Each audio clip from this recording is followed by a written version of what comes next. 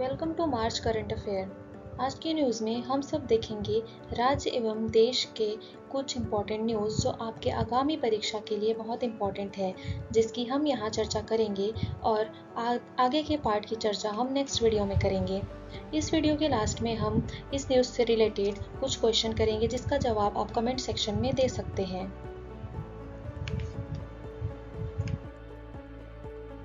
योग व प्राकृतिक चिकित्सा में देश का दूसरा संस्थान खुलेगा रायपुर में। योग एवं प्राकृतिक चिकित्सा और अनुसंधान के क्षेत्र में देश का दूसरा केंद्र रायपुर में खुलने जा रहा है। केंद्रीय आयुष मंत्री सर्बानंद सोनोवाल 2 मार्च को राजधानी में इसका शिलान्यास करेंगे।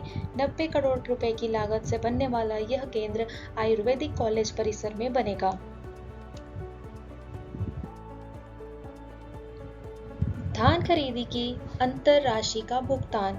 किसानों को धान के अंतर की राशि 12 मार्च को देंगे। यह राशि किसानों को उनके धान खरीदी के बदले दी जाने वाली न्यूनतम समर्थन मूल्य पर अतिरिक्त धनराशि है। साई ने राज्य के जसपुर जिले के ताड़ामुंडा गांव में एक जनसभा को संबोधित करते हुए यह घोषणा की। भाजपा ने विधानसभा चुनाव के दौरान किसानों से 3,100 रुपए प्रति क्विंटल की दर से धान खरीदने का वादा किया था।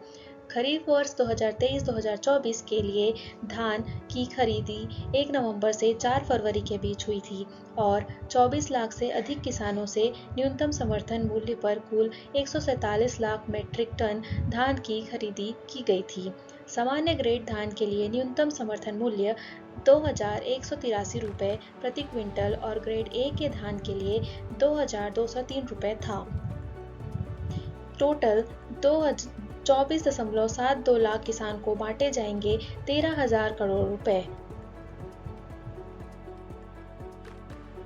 आगे देखते हैं छत्तीसगढ़ छुरी के आसपास लिथियम। कटघोरा के बाद अब छुरी के आसपास लिथियम का भंडारण। कटघोरा के बाद छुरी के आसपास भी लिथियम की उपलब्धता का पता चला है, जिसका जल्द ही सर्वे शुरू होगा। कटघोरा व रियासी कश्मीर में मिले लिथियम भंडार का खनन अधिकार प्राप्त करने के लिए देश विदेश की 50 बड़ी कंपनियों ने रुचि दिखाई है। अब तक इन कंपनियों ने लिए 180 टेंडर पेपर। वहीं दूसरी ओर अदानी पावर जल्द करेगा लैंको का अधिग्रहण। पताड़ी में संचालित लैंको अमरकंटक पावर को अदानी समूह की अदानी पावर कंपनी एक पखवाड़े के अंदर अधिग्रहित कर लेगी। नेशनल कंपनी लॉ ट्रिब्यूनल में चल रही नीलामी प्रक्रिया लगभग पूरी हो चुकी है। कर्ज देने वाली कंपनियां अदानी पावर के ऑफर को मंजूर कर रिजोल्यूशन प्रोफेशनल को पत्र जारी कर चुकी है। अब केवल एनसीएलटी की अधिग्रहण आदेश जारी किए जाने की औपचारिकताएं ही शेष रह गई है। 15 दिन के अंदर यह प्रक्रिया पूर्ण हो जाने की संभावना है। वर्तमान में लैंको की 300 मेगावाट की 2 इकाइयों से 600 मेगावाट विद्युत का उत्पादन हो रहा है। सूरजपुर में जहां कर्क रेखा बताई जाती थी, वैज्ञानिकों ने खोजा तो 28 किलोमीटर दूर मिली। कर्क और मानक समय रेखा का कटान भी कोरिया जिले में मिला। मतलब सोनहट में कर्क और मानक समय रेखा का क्रॉस केंद्र।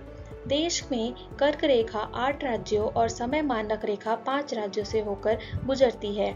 देश छत्तीसगढ़ इकलौता एक राज्य है जिससे सूरजपुर जिले के महान नदी के किनारे भैंसा मुंडा गांव में ये दोनों रेखाएं एक दूसरे से काटती है। भूगोल से लेकर इतिहास तक सभी में यही पढ़ते आए हैं।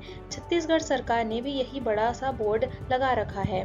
एक सेल्फी पॉइंट भी बनाया गया है। 21 जून को यहाँ पे अपनी परछाई को गायब होते देखने भी आते हैं, लेकिन यह सब झूठ है। चौंकिए नहीं, पहली बार यह बात सामने आई है कि जिस जगह कर्क रेखा गुजरने और मानक समय रेखा काटने की बात लिखी है वहां तो है ही नहीं। यह मामला तब सामने आया जब केंद्र सरकार की एस्ट्रो पार्क की योजना के लिए वैज्ञानिकों को एक दल 28 फरवरी को भेजा गया। 2 बूंद जिंदगी की, सीएम ने की पल्स पोलियो अभियान की शुरुआत। मुख्यमंत्री विष्णुदेव साय ने रविवार को अपने गृह ग्राम बगिया में नन्हे बच्चे को 2 बूंद पोलियो की खुराक पिलाकर राष्ट्रीय सघन पल्स पोलियो अभियान की शुभारंभ की। वहीं पे दूसरी ओर पत्रकारिता क्षेत्र में विद्यार्थियों के लिए अच्छी खबर।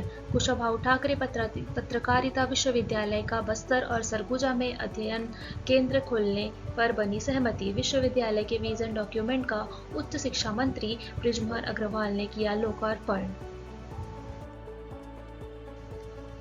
कला केंद्र, यहाँ मिलेगी डांस सिंगिंग की ट्रेनिंग। रायपुर को पहला कला केंद्र मिल गया है। रविवार को नालंदा परिसर में मुख्यमंत्री विष्णुदेव साय ने कला केंद्र का उद्घाटन किया। इस कला केंद्र में एक ही स्थान पर डांस, सिंगिंग, वादन और आर्ट फॉर्म सीखने को मिलेगा। यही नहीं, यहाँ एक रिकॉर्डिंग स्टूडियो भी तैयार किया गया है जो पूरी तरह से हाईटेक है, जहाँ रिकॉर्डिंग के लिए प्रति घंटे 600 रुपये का चार्ज लिया जाएगा। अंबिकापुर शहर के महामाया पहाड़ हाथी पखना स्थित ऑक्सीजन पार्क अब गणपति धाम के नाम से जाना जाएगा। इस पहाड़ से पूरा शहर दिखाई देता है। आगे बढ़ते हैं चित्रकूट महोत्सव 2024 की ओर। चित्रकूट महोत्सव 2024 का उद्घाटन मुख्यमंत्री द्वारा 5 मार्च 2024 को किया जाएगा। महाशिवरात्रि पर्व के ठीक पहले होने वाला चित्रकूट महोत्सव 5 से 7 मार्च तक मनाया जाएगा। महोत्सव का शुभारंभ मुख्यमंत्री विष्णुदेव साय मंगलवार 5 मार्च को दोपहर के बाद करेंगे। वे मुख्यमंत्री कन्यादान योजना में शामिल होकर 340 जोड़ों को अपना आशीर्वाद देंगे। कलेक्टर विजय दशराम ने बताया कि चित्रकूट महोत्सव को विशेष तौर पर युवाओं के लिए केंद्रित किया गया है। दूसरी ओर तेंदुओं की संख्या बढ़ी, देश में अब 13,874। वहीं मध्य प्रदेश में देश में सबसे सर्वाधिक तेंदुए हैं, जिनकी संख्या 3,907 रही। देखा जाए तो प्रदेश में 4 साल में घट गए 130 तेंदुए। वर्ष 2018 में ये 852 तेंदुए थे और 2022 में इनकी आबादी 722 रह गई है। आगे रुख करते हैं इलेक्शन की ओर। राहुल गांधी वायनाड से लड़ेंगे, राजनांदगांव से भूपेश, रायपुर से विकास और जांजगीर से डहरिया मैदान में खड़े होंगे। प्रदेश में इस बार 24,229 मतदान केंद्र बनाए गए हैं। इलेक्शन 3 चरण में होंगे। पहला चरण मतदान केंद्र 1961 रहेगा, जो कि बस्तर में होगा। दूसरा चरण में 6,567 मतदान केंद्र बनाया गया है, राजनांदगांव, महासमुंद, कांकेर जिले में। तीसरा चरण 15,701 मतदान केंद्रों के साथ सरगुजा, रायगढ़, जांजगीर चांपा, कोरबा, बिलासपुर, दुर्ग व रायपुर में बनेगा। वहीं पे डॉक्टर पात्रा बने मेडिकल यूनिवर्सिटी के कुलपति। अब तक चंदूलाल चंद्राकर मेडिकल कॉलेज में डीन रह चुके हैं। राजभवन में जारी की नियुक्ति आदेश। लोक कलाकार पूनम तिवारी व संप्रिया पूजा निषाद को अकादमी पुरस्कार। राजनांदगांव जिले की लोक कलाकार व गायिका पूनम तिवारी और दुर्ग जिले की अंतर्राष्ट्रीय पंडवानी गायिका संप्रिया पूजा निषाद की उपलब्धि से प्रदेश गौरवान्वित हुआ है। संस्कृति मंत्रालय द्वारा पूनम तिवारी को संगीत नाटक अकादमी और संप्रिया को उस्ताद बिस्मिल्लाह खां युवा पुरस्कार से अलंकृत किया जाएगा। राष्ट्रपति द्रौपदी मुर्मू एक विशेष समारोह में पुरस्कार देंगी। अकादमी पुरस्कार से ताम्रपत्र और अंगवस्त्रम के अलावा 1 लाख रुपए की पुरस्कार राशि दी जाती है। मुख्यमंत्री विष्णुदेव साय ने इंटरनेट मीडिया एक्स पर कलाकारों को बधाई देते हुए कहा कि स्थानीय लोक कला और पंडवानी के प्रचार प्रसार के लिए आपके द्वारा किए गए भागीरथी प्रयास सराहनीय हैं।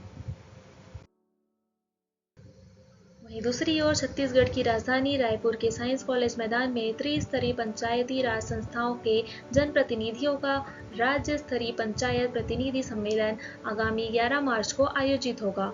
सम्मेलन में पंचायती राज संस्थान के अधिक मजबूत एवं स्वावलंबी बनाए जाने हेतु जनप्रतिनिधियों को चर्चा में लाया जाएगा। अब देखते हैं नई शिक्षा नीति 2020। प्रदेश के सभी 649 कॉलेजों में लागू होगी राष्ट्रीय शिक्षा नीति। अगले सत्र से एडमिशन। राष्ट्रीय शिक्षा नीति लागू करने बनी कुलपतियों की कमेटी 5 अप्रैल तक राज्य सरकार को रिपोर्ट देगी। आगे देखते हैं राज्य खेल अलंकरण पुरस्कार। इस अवसर पर बोलते हुए राज्य के खेल मंत्री टंकराम वर्मा ने घोषणा की कि केंद्र सरकार ने राज्य में 31 खेलो इंडिया केंद्रों की स्थापना को मंजूरी दे दी है। भारत सरकार ने बिलासपुर जिले में हॉकी, एथलेटिक्स और तीरंदाजी के लिए खेलो इंडिया एक्सीलेंस सेंटर को भी मंजूरी दे दी है। सरकार जशपुर जिले के कुनकुरी में अत्याधुनिक खेल स्टेडियम का निर्माण कराएगी। रायपुर में आयोजित खेल अलंकार समारोह 2024 के तहत कोंडागांव जिले के आईटीबीपी द्वारा तीरंदाजी में प्रशिक्षण प्राप्त कर रही नेहा मरकाम और रमीता सोरी द्वारा तीरंदाजी प्रतियोगिता में बेहतर प्रदर्शन कर राज्य और राष्ट्रीय स्तर पर मेडल प्राप्त किया। आगे देखते हैं सरकार की कुछ योजनाएं। श्रमेव जयते मुख्यमंत्री निर्माण श्रमिक पेंशन सहायता योजना का हुआ शुभारंभ। इसके अंतर्गत ऐसे पंजीकृत निर्माण श्रमिक जिसकी आयु 60 वर्ष पूरी हो चुकी है, उन श्रमिकों को जीवन पर्यंत प्रति माह 1500 रुपए की राशि पेंशन के रूप में दी जाएगी। अगर ऐसी पेंशनधारी निर्माण श्रमिक जिनकी मृत्यु हो जाती है, उस परिस्थिति में निर्माण श्रमिक के आश्रित पति या पत्नी को राशि 750 रुपए मासिक पेंशन द्वारा दिया जाएगा।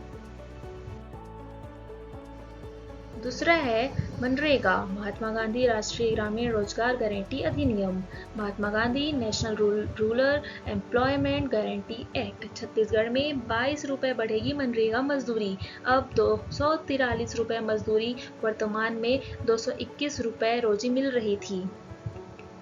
केंद्र सरकार ने महात्मा गांधी राष्ट्रीय रोजगार ग्रामीण योजना मजदूरी दर में संशोधन को लेकर अधिसूचना जारी कर दी है। देश भर में मनरेगा के तहत काम करने वाले मजदूरों को अब पहले की तुलना में भी प्रतिदिन से ज्यादा मजदूरी मिलेगी।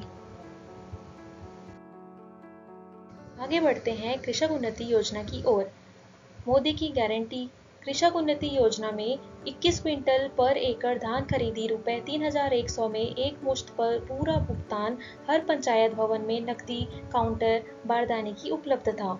3100 की गारंटी पूरी। छत्तीसगढ़ धान की सबसे ज्यादा कीमत देने वाला पहला राज्य बना। प्रदेश में तेंदुपत्ता संग्रहण दर अब 5500 रुपए प्रति मानक बोरा। प्रदेश में तेंदुपत्ता को हरा सोना के नाम से भी जाना जाता है। 12.50 लाख संग्राहकों को चरण पादुका भी दी जाएगी। आगे है महिला उद्यमियों के लिए शी हब। महिलाएं आवेदन कर सीखेगी हुनर, वित्तीय सहायता भी मिलेगी। महिला उद्यमियों हेतु एक श्रेष्ठ एवं उत्कृष्ट स्टार्टअप इकोसिस्टम बनाने की कोशिश। 1 करोड़ रुपए तक की वित्तीय सहायता भी मिलेगी। शी हब शुरू हुआ है, जहां महिलाओं को हुनर सीखने को मिलेगा और वित्तीय सहायता भी मिलेगी। जिला प्रशासन मैट्रिक स्कूल के साथ मिलकर कार्यक्रम प्रारंभ कर रहा है। इस कार्यक्रम के अंतर्गत 0 से 1 फॉर्मूला के आधार पर महिला उद्यमियों के लिए गवित्वर्धक कार्यक्रम संचालित हो रहा है। आगे देखते हैं कुछ नए स्कीम। नोनी सुरक्षा रथ तथा श्रम वैन। महिलाओं और बच्चियों की सुरक्षा के लिए 24 घंटे तैनात रहेगा नोनी सुरक्षा रथ। महिलाओं एवं बालिकाओं से संबंधित अपराधों पर लगाम लगाने हेतु जशपुर पुलिस का प्रयास। मुख्यमंत्री श्री विष्णुदेव साय ने आज बगिया से किया इसका शुभारंभ। वहीं पे दूसरी ओर मुख्यमंत्री श्री विष्णुदेव साय ने आज जशपुर जिले के ग्राम बगिया से श्रम वैन को केसरी ध्वज दिखाकर रवाना किया। श्रम वैन जशपुर जिले के विभिन्न ग्राम पंचायतों में पहुंचकर श्रमिकों का पंजीयन करेगी। श्रमिक वैन के माध्यम से 18 से 59 वर्ष के असंगठित और निर्माणी श्रमिकों का पंजीयन किया जाएगा। इसका उद्देश्य अधिक से अधिक श्रमिकों को शासन की योजनाओं में लाभान्वित करना है। मुख्यमंत्री श्री विष्णुदेव साय की महत्वपूर्ण घोषणाएं। पत्थलगांव में लिंक पोर्ट का होगा शुभारंभ। गिरी गोवर्धन पर्वत के सुगम सीसी मार्ग निर्माण के लिए 32 लाख रुपए की स्वीकृति। फरसाबहार में सांस्कृतिक मंडप हेतु 10 लाख। शिव मंदिर से कसा टोली हेतु 12 लाख की राशि की घोषणा। कराटे में सिल्वर मेडल। स्नेहा बंजारे का कोरबा में स्वागत। सीएम मुलाकात कर दी बधाई। यूएई वर्ल्ड कराटे चैंपियन में इजिप्ट से था मुकाबला। आगे बढ़ते हैं कुछ क्वेश्चन आंसर की ओर। रायपुर का पहला तथा प्रदेश का चौथा कला केंद्र कहां पर खुला? लोक कलाकार व गायिका पूनम तिवारी को किस सम्मान से सम्मानित किया गया? लहंगों का अधिकरण किस कंपनी ने किया? छत्तीसगढ़ की स्नेहा बंजारे किस खेल से संबंधित है? छत्तीसगढ़ में जशपुर जिले में चालू हुए श्रमविन का उद्देश्य क्या है?